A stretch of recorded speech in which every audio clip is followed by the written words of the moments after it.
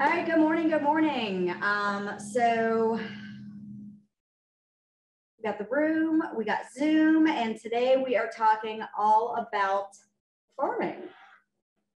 We're gonna spend about 45 minutes to an hour, all about ways to farm. Before we get started, I just wanna find out from everybody participating, thank you so much. What is the one thing you wanna walk out of this room or out of the Zoom having or knowing? Feel free to take yourself off of mute or put it in the chat box. I'll look at those as well. I guess if I have my strategy, if I'm executing the strategy correctly. Executing the strategy correctly. Love that. We're going to talk about strategy. So when we get into that conversation, I want you to poke holes to make sure you're getting what you want out of this. Okay. All right. So making sure we're executing the strategy correctly. Let me check the chat box here. Yes, this recording will be sent out. We share every recording on our YouTube channel, and it goes out every Sunday in our Sunday email. If you're not getting the Sunday email, please make sure you shoot me a text or a message with what the best email is for you, because that's where all the recordings go. We have a YouTube channel now, it goes on there. So all that will be sent out, yes. All right, so being able to create a farming schedule. So not just having a strategy, but what does that schedule look like? That's actually gonna be the activity we do today. Love that. How to dominate a subdivision. Yes. Dominating a subdivision, becoming a household name. They said where to start. That's great. That's a great, Mary, love that. Where to start? Let's kick it off with that. So where do we start? Start many things. So first, what exactly is geofarming? Let me actually go back. Let's open this up for conversation. So take yourself off of mute, put it in a chat box in the room. What is geofarming? What does that mean?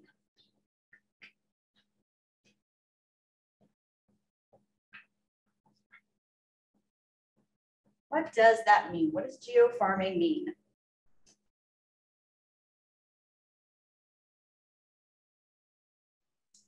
It's marketing to a specific area, a geographic area. Marketing to a specific geographic area. Absolutely. Absolutely.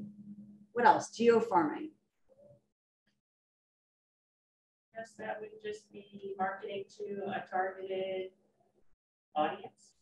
Marketing to so targeting an audience to market to. Marketing to a target audience. Absolutely. We have here the neighborhood you want to get leads from. Yes.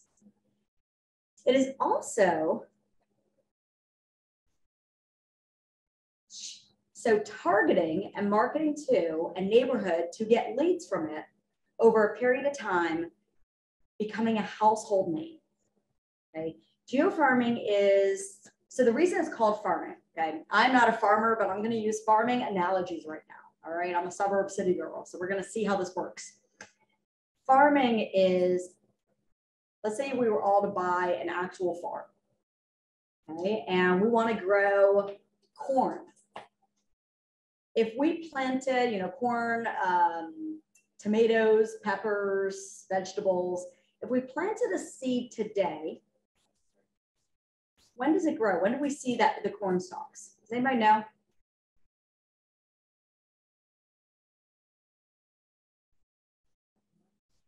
Couple months. If it was tomatoes, I would say yes to that. Corn takes about a year. Yep. So you'll see in the month of August, if you drive by a farm, and usually the end of August, beginning of September, you'll see like dead corn. Like if you drive by a farm that has corn stalks, you actually see kind of the corn stalks they've kind of turned from green to brown. And then at some point, usually in the beginning of September, I'm going to use terms that may or may not work right now. They plow the field. They cut them all down, start from scratch, right? They then get the soil prepared. So they prepare the soil to replant and reharvest. So next year, summertime around August, we have fresh corn again, which is why, I don't know, you know, we have the barbecues, we got the grill outs going, right? And people are like, I need to get corn. The season for corn is August. Yeah, we can usually find it packaged, come from some other country, different times of year, but our actual season for corn is August because it takes September to August for them to replant, resoil, water, do all the other stuff they need to do to reap that harvest. Farming for real estate is the exact same thing, right? It's looking at, I want to grow corn next August. I want my name as a household name by next year. So what are we in right now, November? So if you say, I want my name as a household name by next year, November, or by next December, you have to care for that area every month to become a household name. If a farmer goes out, plants seeds, and does nothing with the soil, nothing with the watering, nothing with the land, will they get corn next August? No, it's not going to grow. So that is actually why it's called farming, because it's the same method for us in real estate. So we're going to be walking through over this time today is one, how to choose your farm, how to target an area, different stats to look for. Two, some myths we're going to squash around farming. And then we're also going to look at next year, January to December, and start putting together a specific strategy on knowing, okay, where do I start and what are things I can do? And then there's going to be an action item. Trainings are, if anybody's ever been in a training with me, you know I say this, so you get to hear me say it again. Trainings are only good if we take something out of it and put it into action. So there will be homework, an action item for all of you to walk away with to complete. As we're going through this, please stop me, ask questions. For those of you on here, there's a few names that are new on here. Let me take a step back. My name's Alana Huber-Katz. I'm the Director of Coaching and Business Development here at Keller Williams Legacy. I know we have some guests on here. I see some familiar names. Love that all you showed up. I'm so excited. I'm very, very passionate about this, this topic because, so I live in Howard County. For those of you who've been in real estate a minute, who owns many parts of Howard County? What agent? Bob Lucido.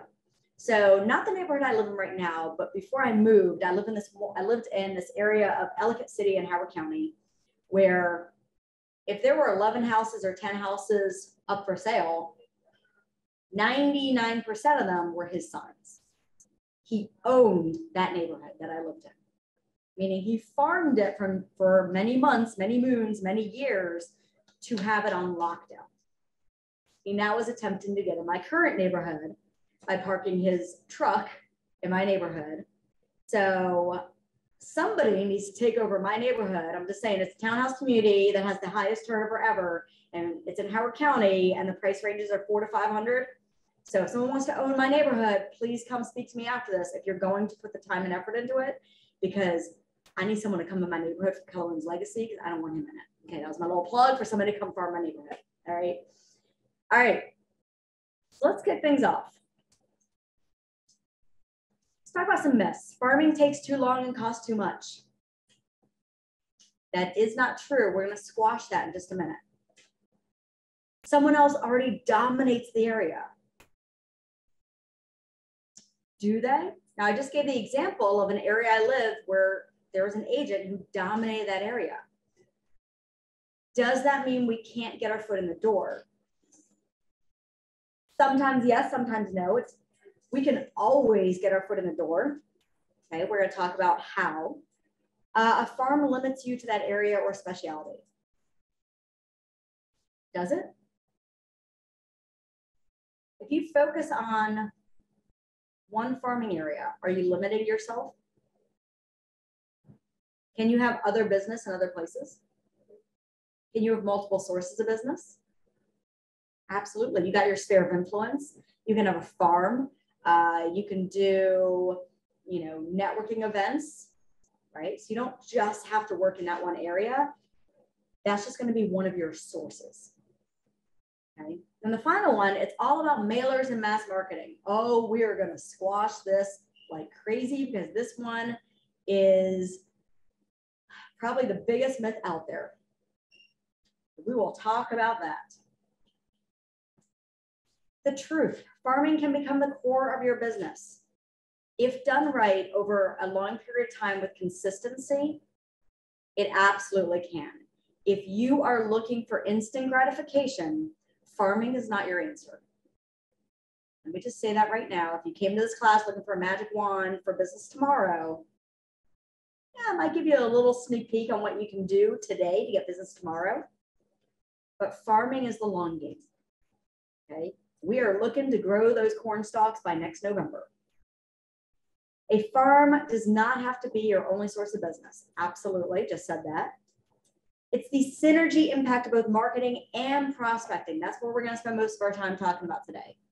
The balance between prospecting and marketing, because if you're marketing heavy, you actually are not going to reap the benefits you're looking for. It has to be a balance. You must pursue your farm consistently and persistently, 100%. A farm does not mean I'm going to talk to this neighborhood today, choose a different neighborhood tomorrow, go out to this other neighborhood the next week. That's not farming, right? That's simply hitting up a neighborhood to try to find business now. Farming is, here's my area. I'm going to own it. I'm going to be persistent. I'm going to get my name as a household name so I can see the benefits of it a year from now. Before we move forward, let me open this up for conversation real quick. So before you take yourself off mute, throw it in the chat box. What stops agents from farming? Why don't we do it? Finances or finances. Resources for the addresses. Ooh, finances, resources for the addresses. Ooh, I love this. Yes, absolutely. Time and resources, 100%. We think it's costly. Yep. So here, time, resources, finances, not knowing how, not knowing where to find the information. Let's talk through all of those, and I want to make sure we hit every one of those points. So I'm going to put them all in this chat box. So we talked about finances, time, resources, how to get info, where to start. Okay, this is kind of a reminder of what we're going to make sure we cover. I put it in the chat box. Skip that for a minute. So we're going to talk through, here's how to get started. The very first thing, okay, so everybody on Zoom, I want you to take out a pen and paper, or if you have a notepad on your iPad or something like that, something to write with. So we need to figure out, what do we need to consider before we get started? Here's what you don't want to do. You don't want to simply go, well, I like where I live. I think I'll just farm there.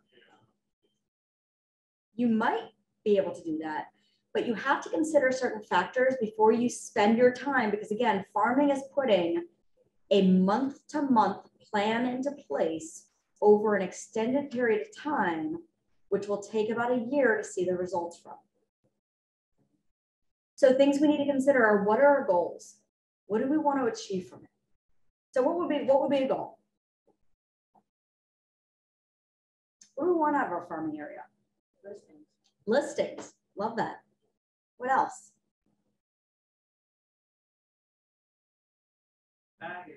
Buyers. Twofers. Listings and buyers. Yes. Referrals. Referrals. Yes. Listings, buyers, referrals. Yes. I love these goals. What else?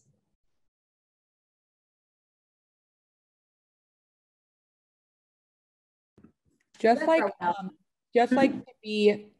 to be a free resource to others in that neighborhood, like if they just want some information or where to go to when they have questions about, their house. To be a resource. Yes, come from, I love that you just said that. To be a resource, to come from value. That's actually how we're going to be putting together this plan, is for you to figure out how to be a resource, right? Now, if you become a resource, let's go down that track. If you become a resource and everybody in that area of, let's say, 150 homes knows, and what was it? Who just said that? What was your name? Olivia. Olivia. So Olivia, if you become a resource, if everybody on this call becomes a resource, and in an area with 150 homes, they all know that if they need painters, they need roofers, they need gardeners, they need cleaning people, etc., they know they can turn to Olivia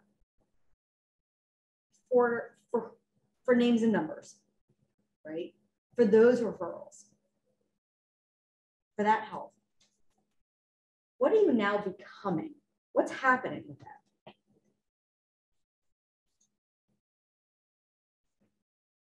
What does that do for you? I'll ask it that way. You become top of mind, the go-to person. Yes. Is that Katrina? Yes. Katrina? Yes, So you become so when they're ready to sell or ready to buy something else, they know, like you, yeah, like Katrina said, you're at the very top of their mind. You're top of mind when they're ready, or they have someone mentioned referral, or they know somebody's ready. They think of you first. What you're doing is you're building a pipeline. You're building a network. Okay, so not only a pipeline of people who may have a real estate need in the future, a year, next year, 2 years from now, 3 years from now, but you're also building this network of people where you are a household name. Okay, so when they're hanging out with their friends at the barbecue next summer, and their friend is grilling and saying, yeah, we're kind of thinking next year when our kids graduate in 2023 of, getting into something smaller, you're the first name that pops to mind. How would you all feel if that's the case? How do you feel if people are talking about you behind your back at barbecues in a good way?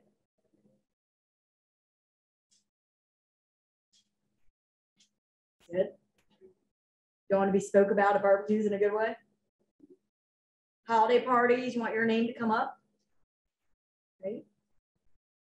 So we just listed some of the goals. Now let's talk through budget. You have to figure out what is your budget and be realistic with it. You can do farming with very little money. We're going to talk about some of the strategies. Okay. Will there need to be a little bit of money put into your business, right? As real estate agents, we run a business. Okay. We have a business. Okay.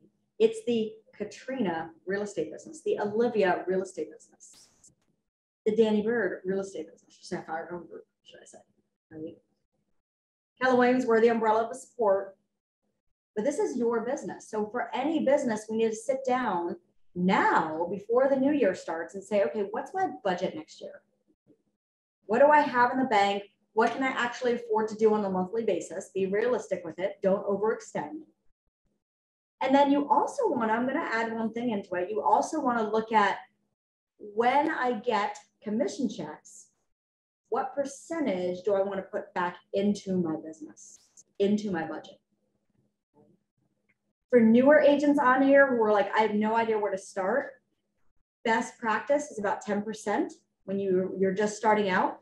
Putting 10% back from your commission checks into your business, reinvesting it, is kind of a good place to start.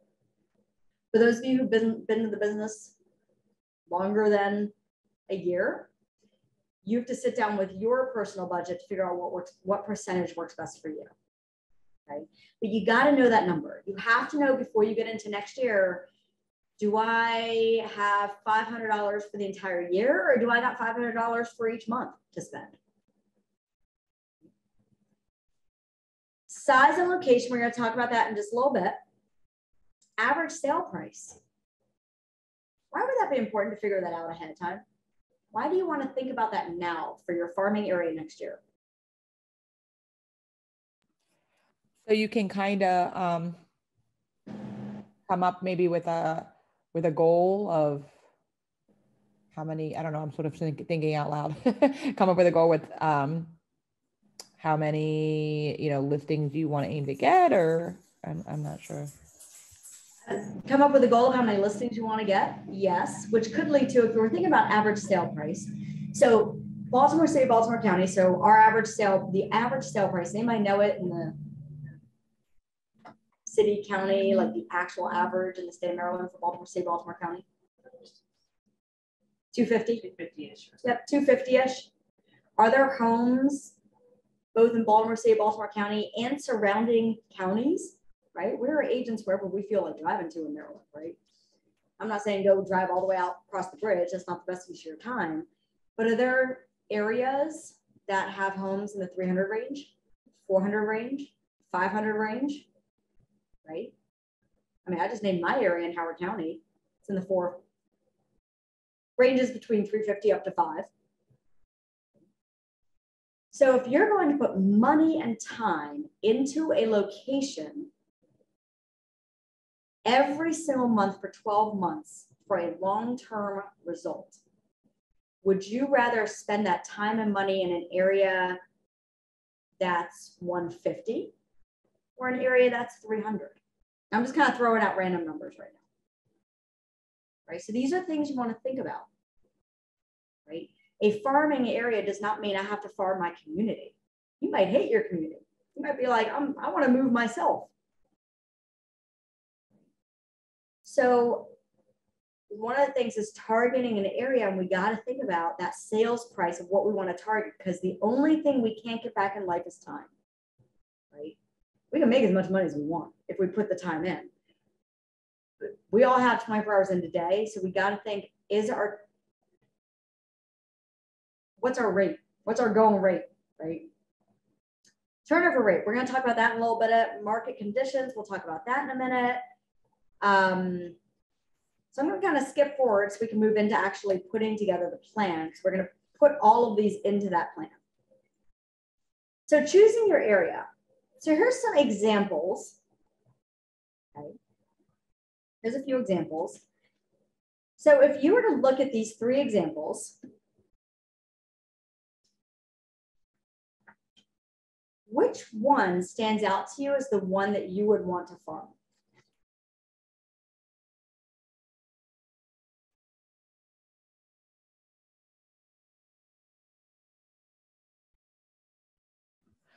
I mean, I guess it depends if you're looking at the turnover rate. I mean, just by the average sales price, farm area 3, but they have the lowest turnover rate, so it could be hard to get anything in that area. Olivia, I love that you said that. That's exactly how we look at this. We can't just look at average sale price. The turnover is the biggest factor here. Okay. On average, you want an area of no less than 150 homes. I'm going to give you some numbers right now. It can be more than 150, but 150 is a great place to start. You don't want 50 houses because you're going to put a lot of money and time in an area that you might get one thing out of. It's not the best use of your time. 150 is kind of best practice or above.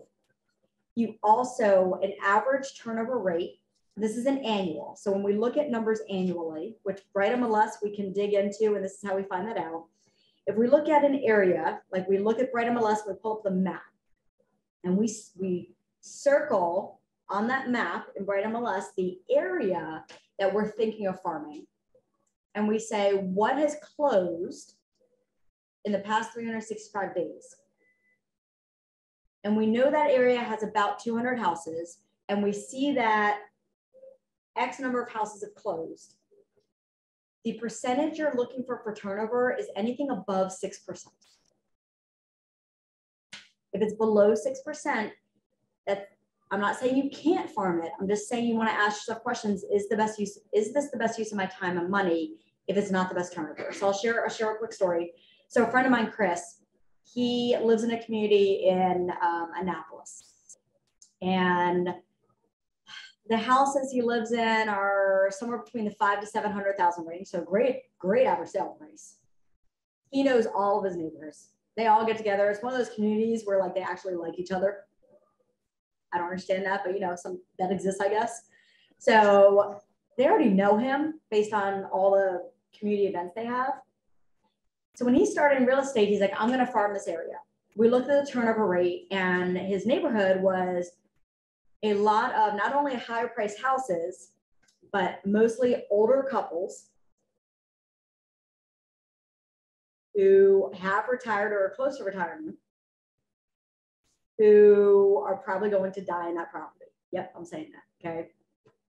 As their forever home, they are living in, they're in it now. They're not in a starter home. So he ended up, because people do what they want to do. So even after coaching, he's like, nope, I am putting all my energy in this neighborhood. So he focused every month on getting out in this neighborhood, mailing postcards, door knocking, everything. And in 1 year, he got one listing. Now, granted, it was a $700,000 listing, so that was fantastic. But again, the neighbors already knew him. They already knew he was an agent based on all their neighborhood community events. Was that the best use of his year and money? No. He then came and said, what did I do wrong? And I said, you chose the wrong neighborhood. He goes, but I live here. Who cares? You do not have to farm where you live. Okay, that's another myth that a lot of people have out there. So Lisa, great question. How do you know people are in the retirement years? Technically you don't. You can kind of like, as you start looking at neighborhoods with turnover rate, you can kind of guess it based on type of community, type of house. If you drive around the area, a great best practice is if you look at a farming area and you're like, okay, I think I want to choose that. So let's say this weekend, you all kind of look at an area and you're like, wow, I kind of like the price range. I like the area. I know it. Like, I think this is the area I want. Let me look into it more. And then on weekdays, you drive through the area around the morning time, school bus time, and evening time when kids get home.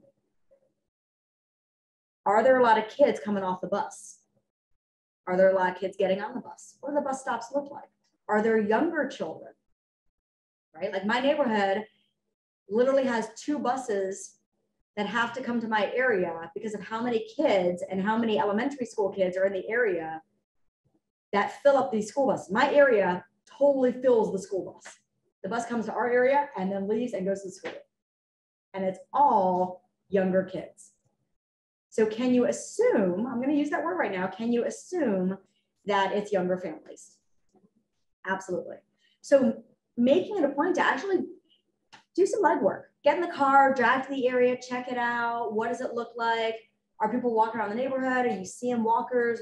What's the age bracket? Kind of guesstimate, right? Are there a lot of kids? Are there older kids or are there younger kids? All of these really help you determine your farming area. Lisa, that was a great question. Give you an example of calculating turnover rate. So right here, if you have, and I think this is what you're asking, we'll just kind of go with it. So if you look at an area, you're like, all right, the area has about 150 homes, right? Approximately. And in the past 365 days, now this says in the past 3 years, I use the past year just because the market has changed so much. So I actually have to change this slide. So if we look and we say there's 150 homes and we times that by, we divide that by 15. Okay, may I interject a quick second? Absolutely.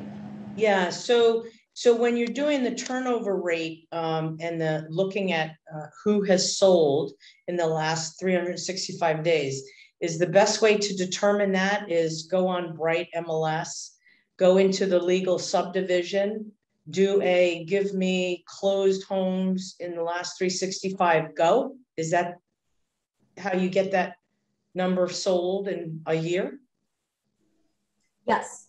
Yep. So you do the map, you look at the area you're thinking of, and then you put in the last 365, you could even do 2 years. I mean, it really, year, 2 years, it's going to give you 2020, 2021, you can really get a good gauge on.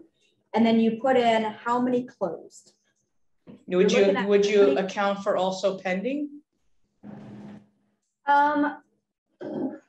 You can. That does factor into it because pendings do close, right? Typically, 70% of pendings will close, right? So you can put pending in there to get a bigger number. Absolutely. I only put close personally, but you can 100% put pending. And this is where you're I don't want to say you're playing, but I'm going to use that word, your plan, right? So if you're in Bright MLS and you have your map and you go back a year or a year and a half or even 2 years and you put in pending and closed, right? And you happen to notice that there's a ton of pendings, but not a lot closed. I might go back and take out the pendings and just put closed just to kind of see what that is. So you have this pen and paper, and this is like, you block out time in your calendar. So step 1, okay? Ready for your homework assignment, step 1?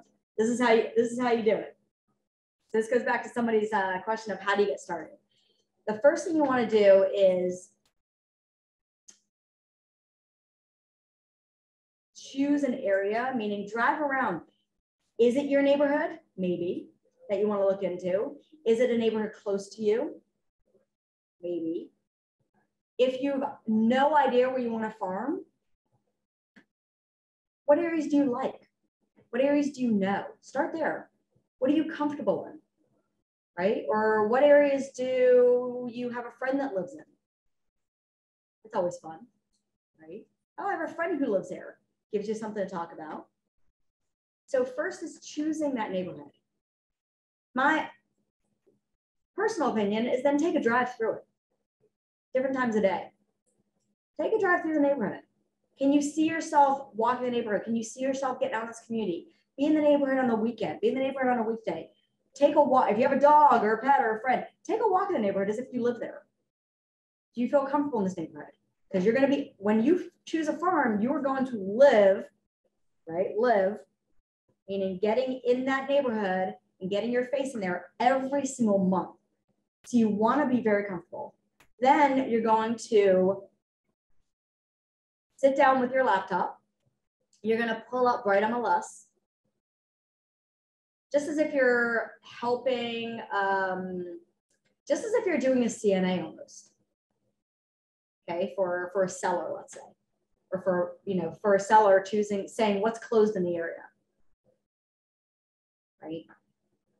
And you're going to the map. And for those new agents on here, don't worry, we can set time, we sit down, we can walk through exactly how to do this on Bright MLS. You're like, I have no idea what you're talking about when I'm talking about the map area. So you're gonna get on the map on Bright MLS and you're gonna draw a little, it's a little polygon shape, right, of your area, and look up what's closed, and then just whip out your calculator and do that percentage, right? And it's kind of a rough guesstimate, right? It's not this, you don't have to sit there walking the neighborhood counting the houses. You're doing kind of a rough guesstimate, right? Like, I have no idea how many houses are in my townhouse community. I can tell you it is most likely over 150. What that number is over 150, I actually don't know. But I know it's over 150. And I know that every month there's usually 9 to 11 homes on the market in my area. So without even going on Bright MLS, you can drive around the area, and if you constantly see signs, tons of for sale signs, and you don't see the same agent, probably a good farm. Right? So there's little telltale signs that can help you choose. Right? Again, but it's not just willy-nilly. Not that everybody's doing this, but it's not just willy-nilly. Be like, well, this looks good. I think I'll just choose this. You got to do a little legwork. Do a little legwork. Put it in your calendar, do a little legwork. So let's talk about what that actually strategy looks like. So number 1, you choose your farm. That's step 1. Step 2 is you take out a calendar Now for those actually in the classroom, in person, here, I'll give you this. If you flip to page 2, I printed it out. For those online, what I just handed them was nothing fancy, and I'm happy to send it to you. It is literally a piece of paper that has a block that says January, a block that says February, and it says January to December. It's just blank blocks. There's no dates on it. There's no numbers. It just says January to December. Okay, you can even, with your piece of paper in front of you, write January, draw a line, February, draw a line. Because then prior to January, so you want to block time, step 2, you want to actually block time in December.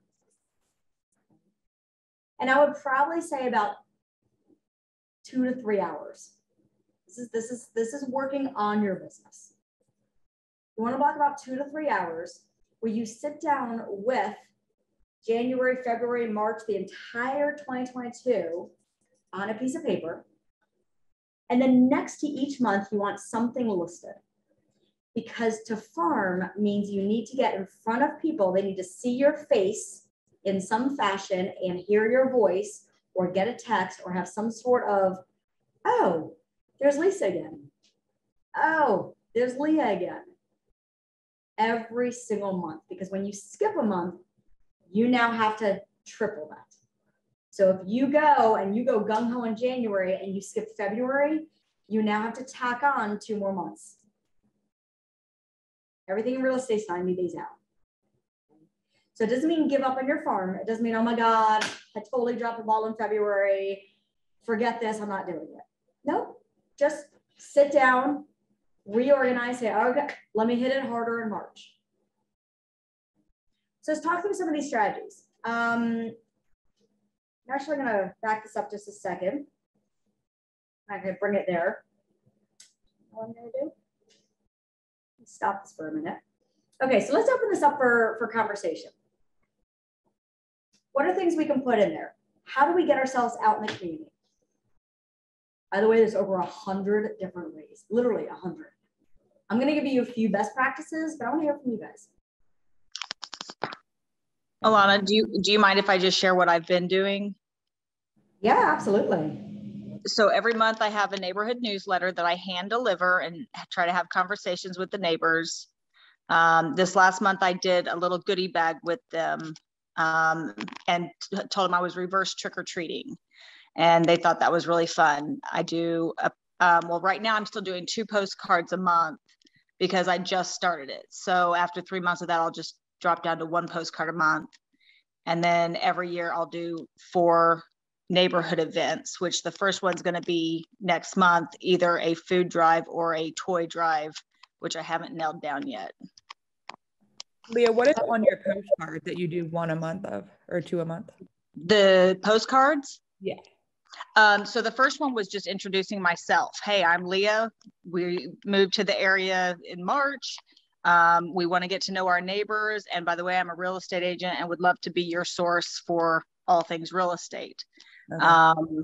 The second one was close to Halloween, so it was cute. By the way, Etsy is your best friend for postcards. There's a lady that has real estate postcards for everything, and they're super cute. They're very professional, and it costs like $6 for the design, and then you just Vista print it for the mailings. Oh, can you type her name in the comment? I will find it. Yes, I don't remember it right now, but I will find it. Okay. Yes, so, I will do that. Yeah, I love that. So we got newsletters. Now I want to point out something that Leah said. Newsletters hand delivered. Mm-hmm. Hand delivered. What does that give you? Lots of blisters. Directness, right? That face to face, a face to the name. You become real. People choose their agent not based on how many years you've been in the business. They actually don't care. They also don't care how many homes you sold. They don't. People choose their agents based on, do I connect with you? Do I trust you? Do we have a relationship? Right? That's how they choose the agent. So you can't have a relationship without, at some point in time, some sort of face-to-face. it cannot happen. You can start it by phone, you can start it different ways, but at some point, you gotta have the face-to-face, right? So I love that you said newsletters hand delivered. Goodie bags, reverse trick-or-treating, postcards, neighborhood events. I'm gonna add a few to that neighborhood events to kind of feed off of that. And then I wanna get more from all of you, because I know there's more that each of you do. Throughout the year, are there holidays? 3 holidays throughout the year, right? It's Halloween, there's Thanksgiving, there's the holidays in December, there's New Year's, there's Valentine's Day, there's July 4th, et cetera, et cetera. So one of the things you can start with when you sit down prior to January and you whip out, okay, I don't know if you guys can see this on there, okay, but you whip out your little cheat sheet of just your blank paper, is I would start and say, okay, I'm going to do reverse trick-or-treating in October, or I'm going to do a community shred day event, right? Now it's going to cost a little more money. I'm going to do a community shred day event in June, right? Tax day like April, typically, right? So in June, that's where you bring a shred truck to the community, you market it out there, right? And the community hub comes down and gets to shred paper, and you have a little sign. Anything you do and everything you do, you always brand yourself as the local agent. So whether you are doing postcards, whether you're doing a newsletter, whether you are just simply popping by to say, hey, reverse trick or treat, kids all get candy, but here's some for you. You always want to have, and it can be something really simple. It can be a little business card you make up on Vistaprint or Etsy. I'm a Vistaprint junkie because I love their discounts, right? That on one side says something cute about Halloween. On the other side, it's your local real estate agent. Call me with any real estate needs. Call me with any real estate needs is what's called a call to action. So when you think about events, you know, Leah just mentioned a few that were very community focused, very giving back, right? This time of year, it should be all year long personally, but you know, summertime, there's community events on gathering supplies to fill backpacks for schools, for kids in need. It's an amazing one, right? This time of year, there's Toys for Tots, there's food drives, there's coat drives, there's sock drives. Basically anything with the word drive to it exists, right? So your flyer is all about the community event, but at the bottom of that flyer is your information and who you are. That's the biggest thing, right? They always need to know, who are you? Okay. I'm gonna throw a few other ones in here. Football magnets. When does football season start? August. What would be an amazing either mailer or thing to knock on the doors with? The football schedule, right? Hanging that up on the fridge. What could be another magnet, by the way? Let's open this up. What could be something else that if it was given to you, you would put out on the fridge because it's super helpful? Calendar. School schedule. On it. What else? The school schedules. School schedule. Great one. Oh, I love that. Yes. What else? What about resources? Somebody early on, I think it was Olivia, mentioned being a resource. If you already have a list of painters, roofers, gardeners, landscapers, cleaners, air duct cleaners, what are people like, things people need, right? If you have a list of preferred vendors, couldn't that be a magnet? And what else goes on that magnet? Your name, your number, and in my opinion, your picture, right? And then your picture and your information is hanging on a person's fridge all the time, all the time. They can't forget you. They look at you every time they go in and get some milk out. All right, what else? Let's add to this list. I organized a community yard sale in June, and we did it at our house. Our houses are sort of spread farther apart, so it's hard to kind of think, like, I want to do like a block party and things like that, but I just have to, I guess, think of the best way to do it. But I did do a yard sale, and we had it at our house. We told anybody if they wanted to come set up a table. That way it was just at one house, so people didn't have to go all over the place. And then I had donuts and coffee available. And then I also did a giveaway for a gift card to a local coffee shop for anybody who joined my emailed newsletter list. Love that. Community yard sales. That's a great way to bring the community together. Do you have to live in a community to host a community yard sale? No, not at all. Not at all. You can organize a community yard sale anywhere. Can I tell you another idea that was suggested to me? I haven't done it, so I don't know exactly how you would do it. But the neighborhood here has an HOA, and they provide a dumpster in the spring and in the fall. And someone suggested to me that I call the HOA and say, hey, let me schedule that and host this event on behalf of the HOA, where you're still getting your name out. And it's something that literally costs you nothing. Yes. Oh, finding ways. There's so many ways to get your name out that cost you nothing. All right. Anybody in here on social media? Anybody? Pretty much, Anybody on social media? solely Facebook, Instagram? pretty much solely for my business. Okay.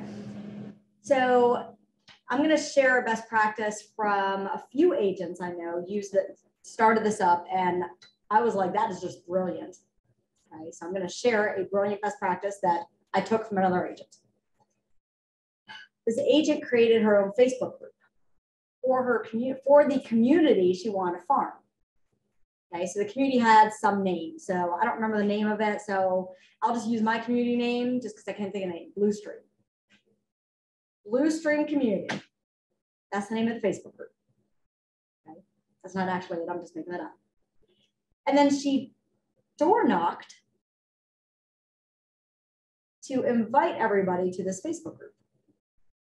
And on the Facebook group, she highlighted small businesses every month in that community. So she went to businesses and started highlighting them. People would share on their yard sale stuff, things for sales, like their own little community marketplace. Okay, so it wasn't just her putting stuff out there. What she never did, this agent, what she never did was say, look at me, I'm an agent, here's a house. Now, if she had a house in that area on the market, she would post it on there. Hey guys, just went on the market. If you know anybody who wants to live in our amazing community. But it was never, look at me, I'm an agent. People will tune you out in a second if you start doing that. Everything on the community Facebook group was value, right? Local firework locations in July, the school schedule when that came out, small business owners doing mini videos with them. Just have, again, people in the community started tuning in, and like kind of like our Kellowin's Legacy Facebook group that we have for our agents. You guys go on there. The other day, someone went on there and was looking for a plumber and a roofer and a this, right? We have our community for our agents. This agent did the exact same thing with her farming community. Now, it takes time to build that.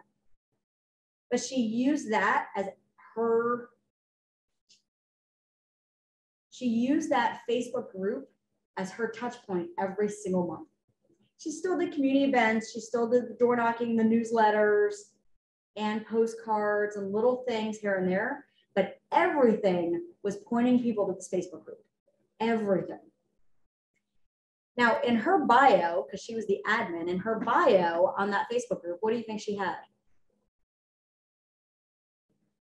The group. The group? Like the group mentioned in there. So in her bio, she had the group mentioned. Absolutely. If we were in that group and in her community, what do people say? She's an agent. That she's an agent. She was not a secret agent. She made it known that she was an agent, and all these little hashtags she used and little things she did, right? but not in a in your face type of way. It was organically done, right? And coming from a place of value. I have a question. Owns that community now, owns it. Not one agent has been able to step foot in this community and sell a house. And there's like 250 houses. Yes, question. So, what if the community already has its own dedicated Facebook page? How do you introduce yourself there or provide value there? Or how do you start a different Facebook page for the community? So great question. So I'll answer that a few ways. One is, so the first thing I would recommend is if you're able to participate on that community group page, which I'm hoping you can, because that would be the purpose of a group, get yourself out there as a resource. So for example, it might be, you know, if you're looking to do a community coat drive, I'm just kind of thinking something up right now. Get yourself out there on that page of, hey guys, local to the community, doing a coat drive. I'm going to be swinging by swinging by this date at this time. You know, so if you hear a knock on the door, maybe it's a little video, right? So putting yourself out there as I'm giving back to the community, putting yourself out there as, if you have a newsletter that provides value, not a newsletter that's like, look at me, I'm an agent. Yes, you have that on there, but it's more of what's happening in the community, local stuff, market rates. Everybody wants to know what's happening in the market. Everybody's always, what's going on in the market, right? Interest rates, maybe a recipe, right? Grandma's banana bread, I don't know. Those some interesting ideas. Thinking of the group as building relationships. Okay. If there's already a group in existence, you want to think about how can I get in this group and build relationships with people, not about real estate. They will automatically, through the relationship, find out you're an agent, right? And that's where you can hit them up individually. You can start kind of getting deeper into getting their information, actually asking them if they have any real estate needs. But in the beginning, getting yourself out there in a value provided way and more of a relationship building way. Did that answer your question a little bit? Yes, it does. Thank you. I will also say this, you may also want to look up to see who the administrator is for that group and reach out to them to say, hey, I see you're administrator. I'd love to help you out and also be a second administrator so you're not the only one navigating this group, right? Maybe partnering with them. Yes, good idea. Awesome. That was a great question. Thank you. So on the screen, what you'll see is 36 touch and marketing ideas. So we talk about prospecting and marketing. What's the difference? What is the difference? Spending money. Which one is spending money? Marketing. Marketing, exactly. So if marketing is spending money, what's prospecting? Getting in front of people, doing some legwork, providing value. Getting in front of people, doing the legwork. Danny, what'd you say? That's time. Time. Prospecting is time, right? Prospecting is voice to voice, text to text. Prospecting is a conversation. Marketing is branding, right? I get postcards every week from a new agent. Literally every week, I have like a stack of postcards in my house. Guess where they go?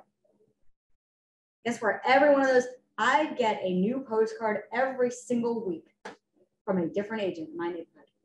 I have never received a postcard from the same agent twice. These agents should take this class.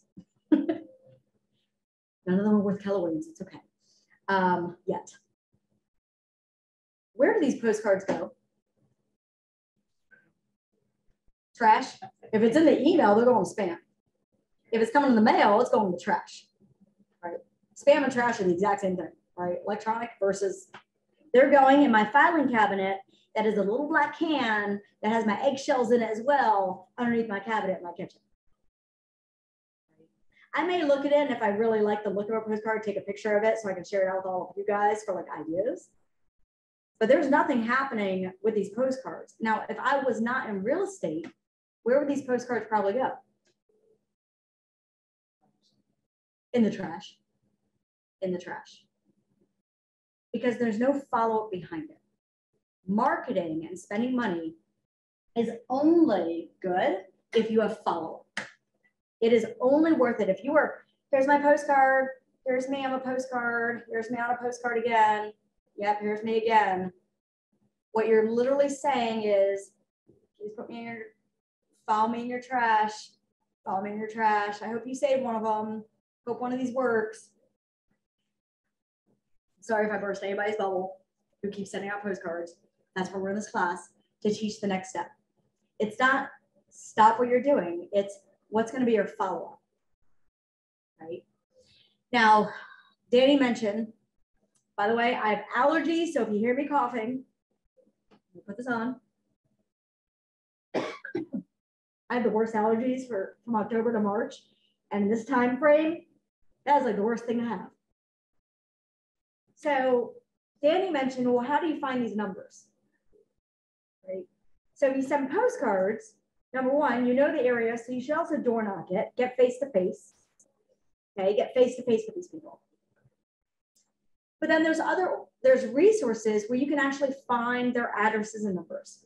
Addresses for mailing, on command in Designs actually has a mailing system set up where you can create a design, click mail, choose an area, and it will blast it out to that area without needing the addresses.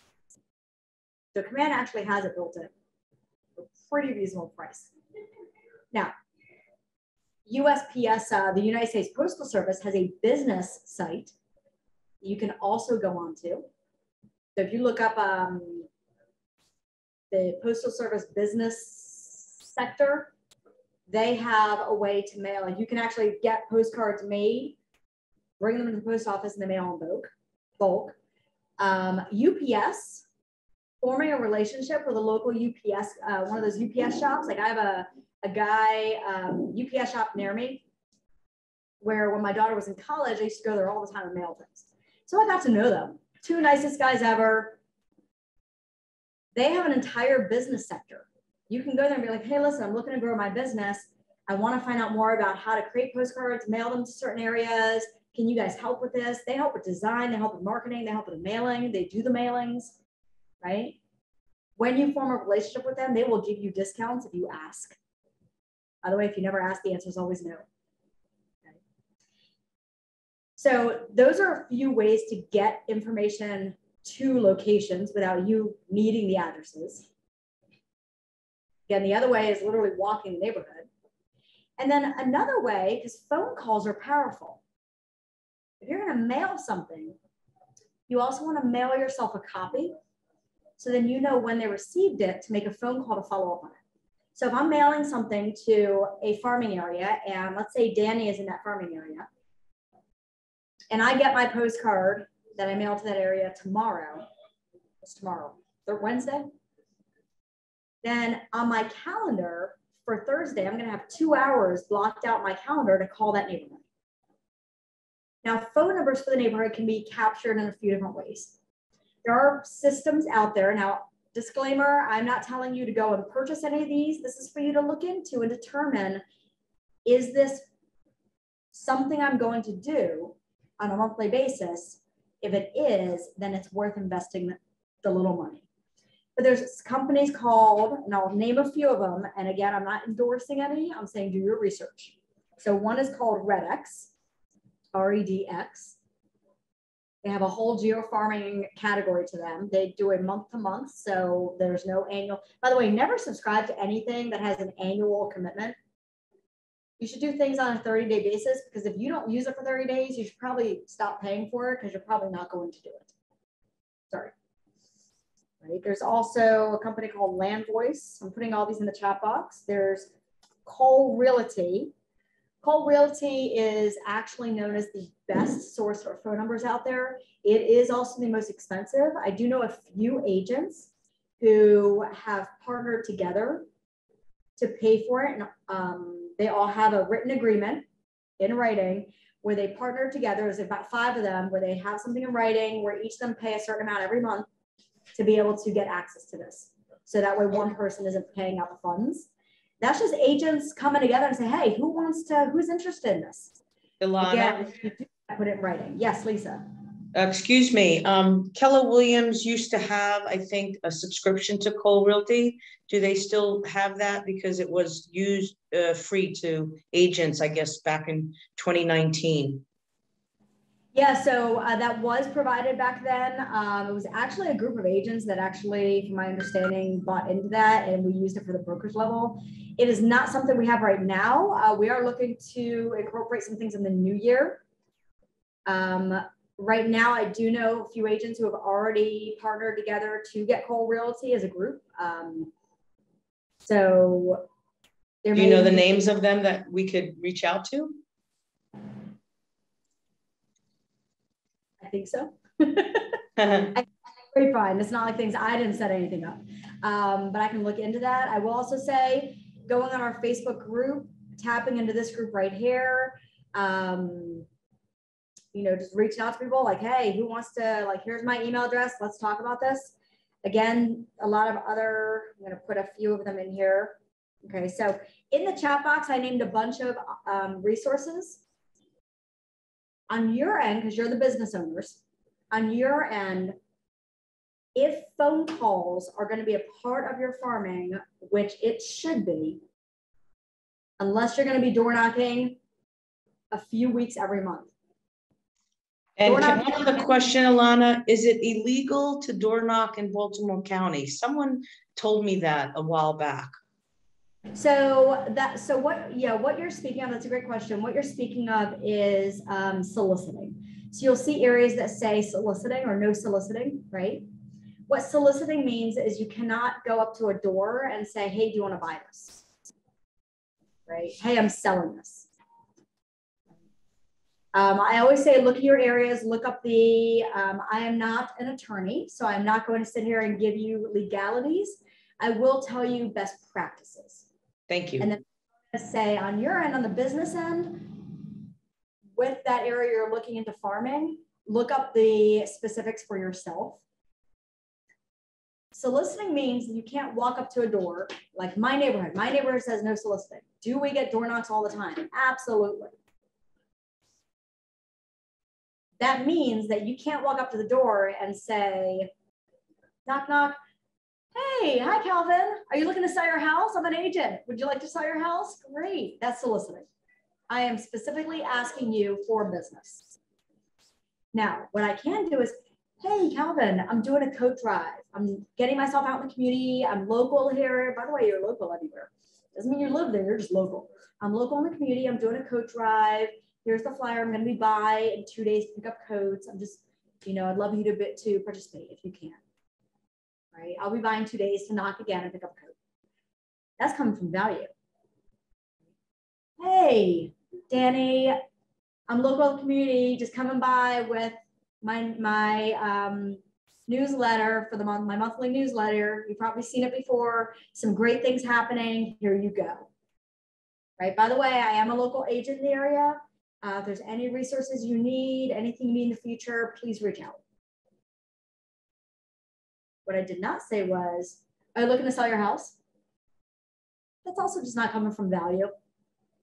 It's just not the best approach. My opinion, everybody has their own.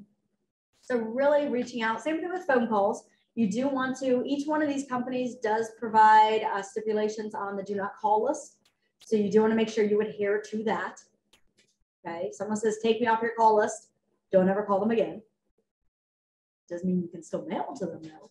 You just can't call them. Right? Loopholes in real estate. So again, just do your due diligence and look things up to make sure you're doing it the right way. Lisa, I'm glad you brought that up. Okay, we are over time. I want to ask for three AHAs. By the way, AHA stands for agents helping agents. 3 things you took away from this that you are going to implement. So from 3 different people, sorry. Planning out your activities by calendar. planning out the activities by calendar. When are you going to plan them out by? Before January. Before January. Yes. So Danny's going to block some time out before January and plan out 2022. Love that. Okay, 2 more.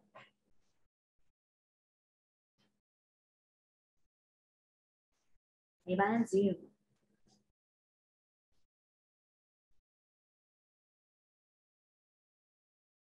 Everybody's quiet. You can also put it in the chat box.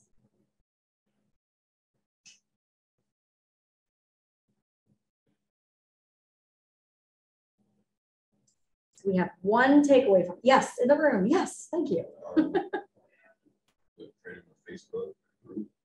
Creating a Facebook group. Love that. Tap into this world of social media that is just never going away and only going to get stronger. Love that. Okay, do we have one more? Being a second admin on the already existing group. Yes, ask if you can. Now here's the thing. They might say no. That's cool because you can still get out there and still be part of that group. Or maybe you do start your own group. There's nothing that says there can't be more than one group out there, right? Love that. Thank you so much. Here's the thing for everybody on here who gets stuck in the analysis paralysis and they're like, where do I even begin? I'm getting hung up on this. Please reach out. I'm going to put my Calendly link in